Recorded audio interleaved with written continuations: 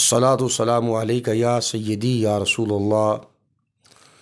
وعلی آلک و اصحابک یا حبیب اللہ۔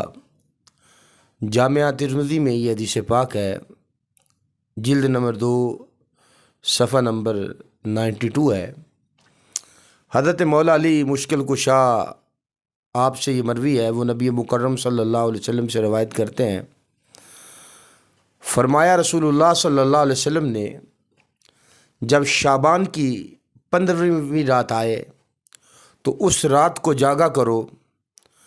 اور دن میں روزہ رکھا کرو، اور فرمایا جب سورج غروب ہو جاتا ہے یعنی کہ شام پڑ جاتی ہے تو اس وقت اللہ تبارک و تعالیٰ اپنی شان کے لائق پہلے آسمان پہ تشریف لے آتا ہے جیسے اس کی شان کے لائق تو اعلان فرمایا جاتا ہے کوئی مغفرت طلب کرنے والا، اس کی مغفرت کر دی جائے، ہے کوئی رزق کا طالب، رزق مانگنے والا، اس کو رزق دیا جائے، ہے کوئی مصیبت زدہ کہ اس کی مصیبت دور کر دی جائے۔ فرمایا حتیٰ کہ اسی طرح کے اعلانات شروع ہوتے ہیں اور صبح تک اس طرح کے اعلان ہوتے رہتے ہیں، اور اللہ تبارک و تعالیٰ بنی کلب کی بکریوں سے زیادہ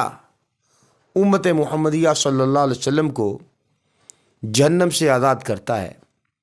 گرامی کے حضرات، یہ جو رات ہے جس کو شب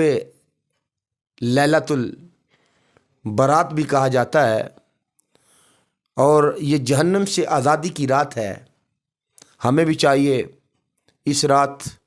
اللہ تعالیٰ سے اپنے گناہوں کی معافی مانگے، اپنے لیے بھی مانگے، اپنے دوست و احباب کے لیے بھی مانگے، اپنے والدین کے لیے بھی مانگے، اور وہ لوگ کہ جو دنیا سے انتقال کر چکے ہیں، ہمارے دوست و احباب، ہمارے والدین، ہمارے بہن بھائی، ان کو بھی اپنی دعاؤں میں یاد رکھیں۔ تو یہ رات معافی کی رات ہے،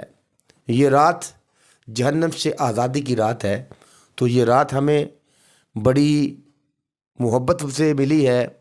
بڑی برکت والی رات ہے، اور اس رات بڑے نازک فیصلے ہوتے ہیں۔